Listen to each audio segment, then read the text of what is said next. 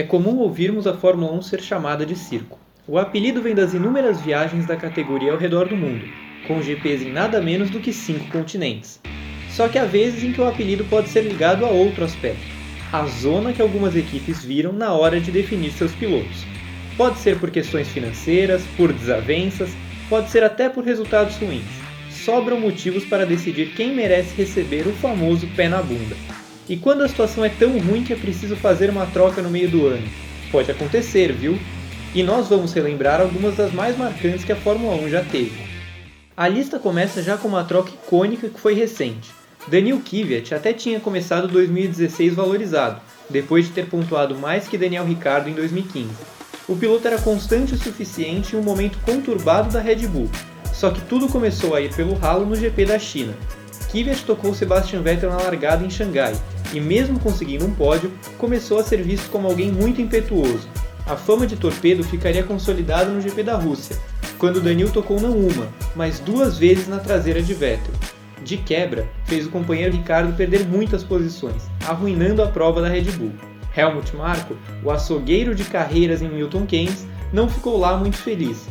Com Verstappen arrebentando na Toro Rosso, não houve nem dúvida. Max assumiria o carro da equipe A, enquanto Daniil cairia para a equipe B. O resto é história. Se a troca de Kvyat por Verstappen foi um sucesso completo, o que dizer da de Scott Speed por Vettel na Toro Rosso em 2007? Bom, se você é fã mais recente da Fórmula 1, provavelmente nem conhece esse americano com o nome de personagem de Velozes e Furiosos. Speed chegou na Toro Rosso em 2006, após temporada honesta na GP2, mas teve dificuldades na adaptação à categoria principal. Os pontos nunca vieram e a situação logo se tornou frustrante. Após o abandono no GP da Europa, Speed discutiu com o chefe de equipe Franz Tost, que, irritado, deu um soco nas costas de Scott, pegou o piloto pelo pescoço e o jogou contra uma parede. Foi dessa treta sublime que surgiu a oportunidade de demitir o americano e chamar para a vaga Vettel, que conseguiria até mesmo vencer corrida um ano depois na Itália. A Toro Rosso é tão boa nisso de demitir gente no meio do ano que garantiu um hat-trick nessa lista. A equipe tinha Sebastian Bourdais, tetracampeão da Indy, mas que levou uma surra do companheiro Vettel em 2008. No ano seguinte, com o carro italiano ainda mais na rabeira do grid, a relação do francês com a equipe azedou para valer. O total de pontos, menor que o do companheiro e xará Sébastien Buemi, deixou Bourdais ainda mais encurralado. A consequência disso viria logo após o GP da Alemanha, quando o veterano foi para o olho da rua. O substituto seria Jaime Alguersuari, só que dessa vez não foi um sucesso. O espanhol também acabou fritado 2 anos depois. Se engana quem pensa que rixa interna é exclusividade da Toro Rosso. Até mesmo uma montadora como a BMW passou por isso na chegada à Fórmula 1, em 2006. Tudo por causa de Jacques Villeneuve. A equipe alemã nem queria o canadense, mas precisou cumprir contrato assinado pela antecessora Sauber. Você pode pensar que ter um campeão em um dos carros está longe de ser má ideia, só que a performance de Jacques era simplesmente ruim, bastante ruim. Os pontos eram poucos e os acidentes eram muitos. Uma batida na Alemanha fez Jacques perder o GP da Hungria, supostamente para se recuperar fisicamente, mas foi também a deixa perfeita para que ele e a BMW anunciassem uma rescisão após acordo mútuo. Boa notícia para Kubica, que pôde iniciar sua carreira na Fórmula 1 em seguida. Aproveite essa parada, se inscreva no nosso canal e ative as notificações. Dê o like, deixe seu comentário. Tem conteúdo inédito sempre na GPTV. Mais de uma década antes, a McLaren já tinha passado por drama semelhante. A equipe não sabia muito bem o que fazer com a vaga deixada em aberto por Gerhard Berger, que foi para a Ferrari. Um dos melhores carros da Fórmula 1 estava livre e Ron Dennis pensou fora da caixa na busca por um substituto. Michael Andretti, campeão da Indy, foi a aposta usada para 1993. Mas seria um tiro na água dos mais icônicos. Michael sofreu até mesmo para terminar GPs e levou um pau de Ayrton Senna desde o começo do ano. Antes do GP da Itália, uma reunião resultou num acordo de rescisão mútuo, abrindo caminho para o reserva Mika Häkkinen após Monza. Curiosamente, foi justamente no fim de semana do pé na bunda que Michael conseguiu seu primeiro e único pódio na Fórmula 1, antes de voltar de vez aos Estados Unidos. Häkkinen, por sua vez, deixou grande legado na McLaren ao ser bicampeão anos depois. Quem também teve a chance de contratar um futuro campeão mundial no meio do ano foi a Benetton, em 1991.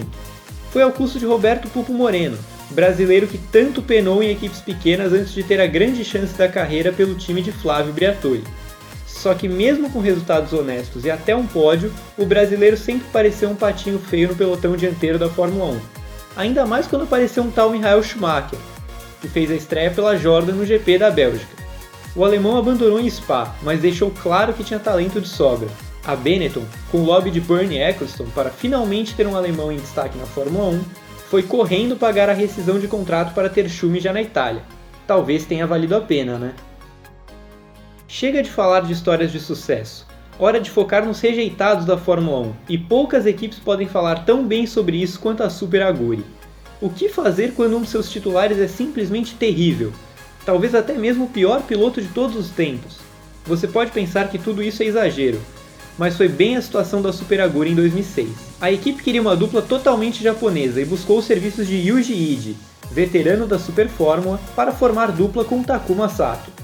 Tudo indicava o fracasso. Yuji não conhecia nenhuma pista, nunca tinha pilotado um Fórmula 1 e nem sabia falar inglês direito. O piloto errava trocas de marcha e rodava seguidas vezes, isso além de quase atropelar mecânicos no Bahrein. A gota d'água veio em San Marino, quando Ide fez Christian Albers capotar na largada. A FIA reagiu e simplesmente cassou a superlicença do japonês. A Super Aguri precisou chamar Franck Montagny, que 8 anos depois seria banido das pistas por uso de cocaína na Fórmula E. Mas isso é história para outro dia.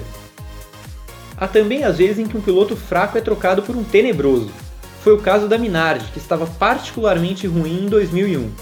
Problemas financeiros quase impediram a equipe de competir na temporada, com Paul Stoddart surgindo como salvador de última hora. O carro era de longe o pior do grid, o que impedia que o então anônimo Fernando Alonso e o brasileiro Tarso Marques mostrassem muita coisa. A temporada passou, a grana apertou e Marques foi trocado pelo endinheirado Alex Young. O malaio não se destacou de forma alguma nas 3 provas finais do ano, mas garantiu presença no hall de braçudos da Fórmula 1 após um 2002 patético.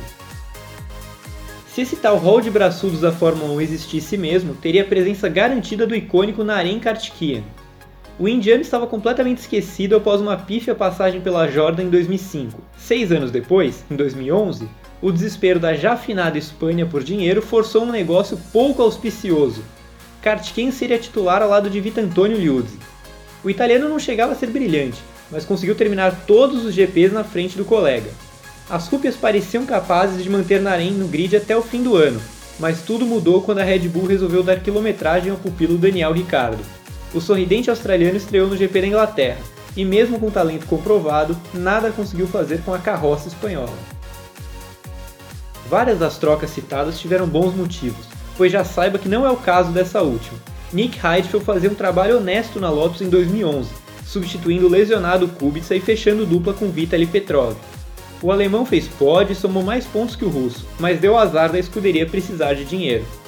O reserva Bruno Senna, ainda visto como alguém merecedor de uma chance na Fórmula 1, conseguiu o apoio do então endinheirado Eike Batista e virou um pesadelo para Quick Nick.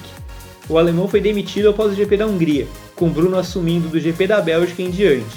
Só que o brasileiro decepcionou. Foram apenas 2 pontos e 8 corridas e uma boa chance perdida. Agora é a sua vez. Qual foi sua troca preferida de pilotos durante uma temporada? Deixe aí nos comentários e não se esqueça de se inscrever no nosso canal e deixar o like no vídeo.